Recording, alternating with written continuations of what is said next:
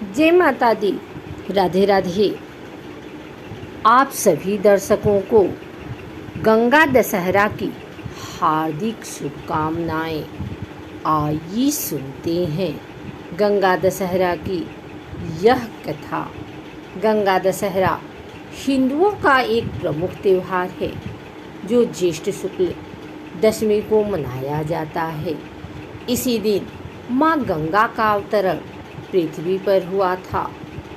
गंगा की कथा के अनुसार युधिष्ठिर ने लोमस ऋषि से पूछा, हे मुनिवर, राजा भगीरथ गंगा को किस प्रकार पृथ्वी पर ले आए? कृपया इस प्रसंग को भी सुनाएं। लोमस ऋषि ने कहा, धर्मराज, इक्ष्वाकु वंश में सगर नामक एक बहुत ही प्रतापी राजा हुए। उनके वैदर्भी और शैव्या नामक दो रानियाँ थी। राजा सगर ने कैलाश पर्वत पर दोनों रानियों के साथ जाकर शंकर भगवान की घोर आराधना की।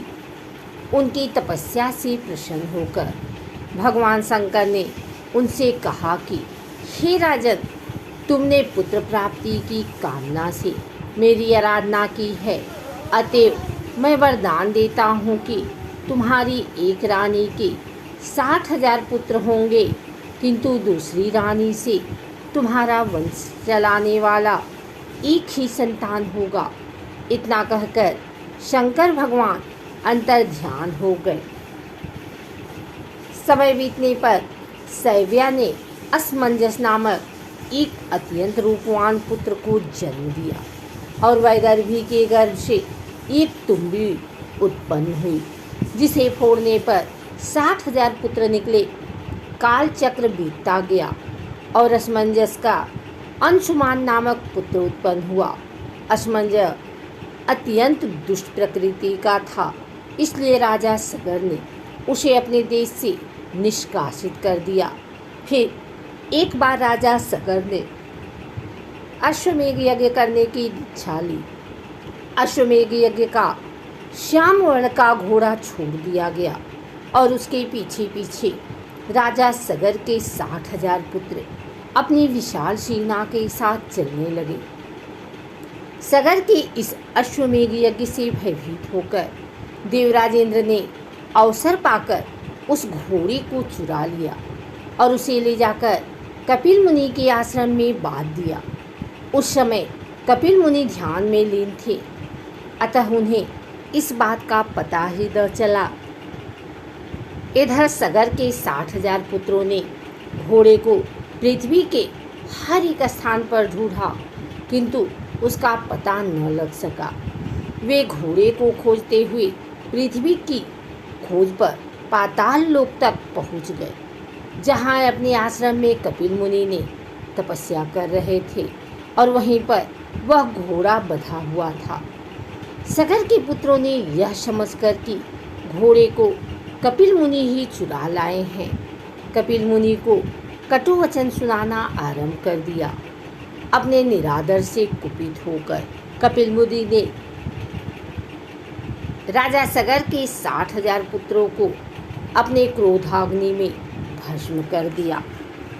जब सगर को नारद मुनि के द्वारा अपने 60,000 पुत्रों के भस्म हो जाने का समाचार मिला तो वे अपने पौत्र अंशुमान को बुलाकर बोले कि बेटा, तुम्हारे 60,000 दादाओं को मेरे कारण कपिल मुनि की क्रोधाग्नि में भस्म हो जाना पड़ा।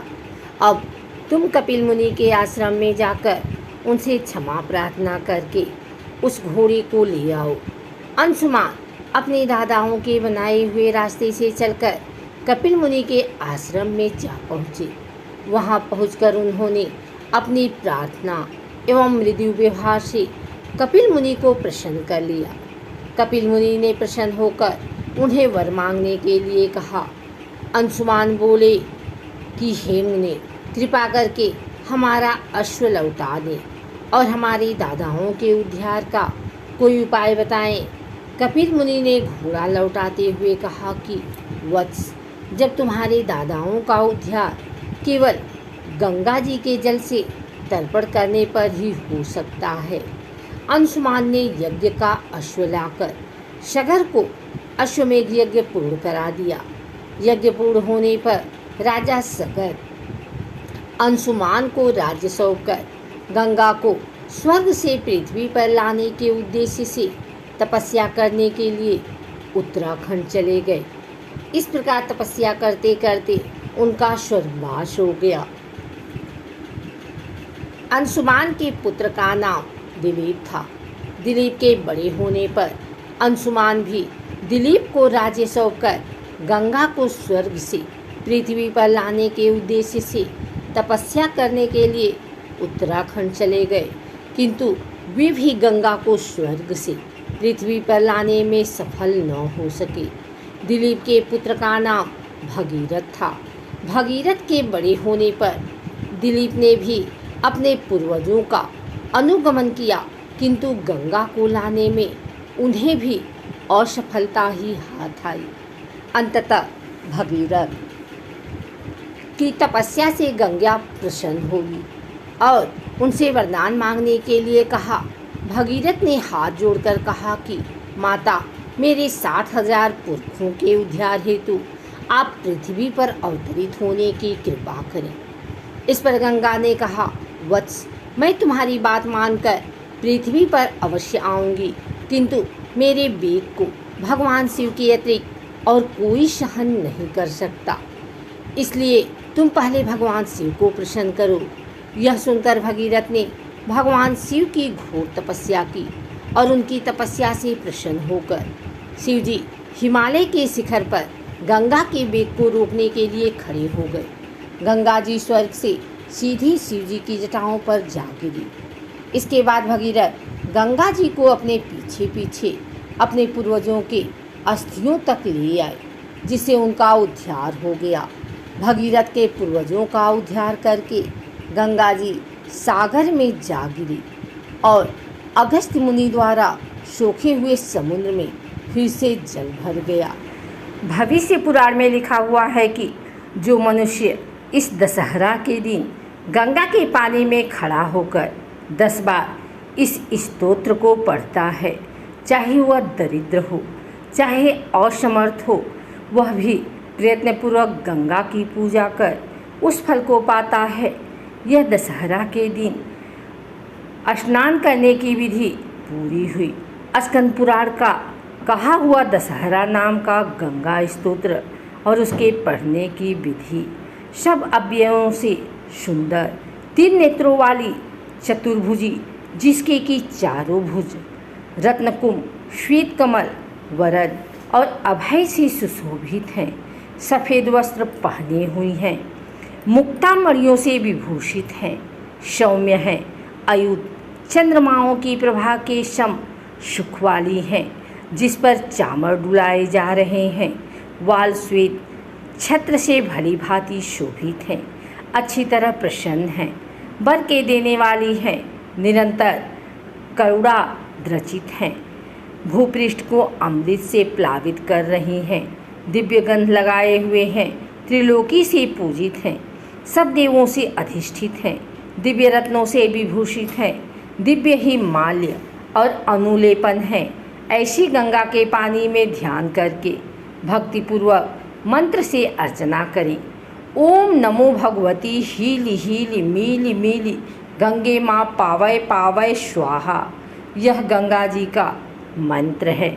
इसका अर्थ है कि हे भगवती गंगे, मुझे बार बार मिलकर पवित्र कर। इससे गंगा जी के लिए पंचोपचार और पुष्पांजलि समर्पण करें। इस प्रकार गंगा का ध्यान और पूजन करके गंगा के पानी में खड़े होकर ओम अद्य इत्यादि से संकल्प करें कि ऐसे समय ज्येष्ठ मास के शुक्ल पक्ष में प्रतिपदा से लेकर 10वीं तक रोज रोज एक बढ़ाते हुए सब पापों को नष्ट करने के लिए गंगा स्तोत्र का जप करूँगी। पीछे स्तोत्र पढ़ना चाहिए। ईश्वर बोले कि आनंद रूपिणी आनंद के देने वाली गंगा के लिए बारंबार नमस्कार है। विष्णु रूपिणी के लिए और तुझ ब्रह्मा मुहूर्ति के लिए बारंबार नमस्कार है। तुझ रुद्र रूपिणी के लिए और शांकरी के लिए बारंबार नमस्कार है।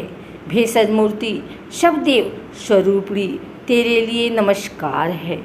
सब व्याधियों की सर्वश्रेष्ठा वैद्या तेरे लिए नमस्कार। अस्थावर जंगमों के विषयों को हरण करने वाली आपको नमस्कार है। संसार रूपी विष के नाश करने वाली एवं संतप्तों को जिलाने वाली तुझ गंगा के लिए नमस्कार है। तीनों तापों को मिटाने वाली प्राणेशी तुझ गंगा को नमस्कार है। मूर्ति तुझ गंगा के लिए नमस्कार। सबकी शुद्धि करने वाली, पापों को बैरी के समान नष्ट करने वाली तुझ गंगा को नमस्कार है। भुक्ति मुक्ति भद्र भोग और उपभोगों को देने वाली भोगवती तुझ गंगा को नमस्कार है। तुझ मंदाकिनी के लिए, देवनी वाली के लिए बार बार नमस्कार। तीनों लोकों की भूषण स्वरूपा तेरे लिए एवं तीन पंथों से जाने वाली के लिए बार बार नमस्कार है।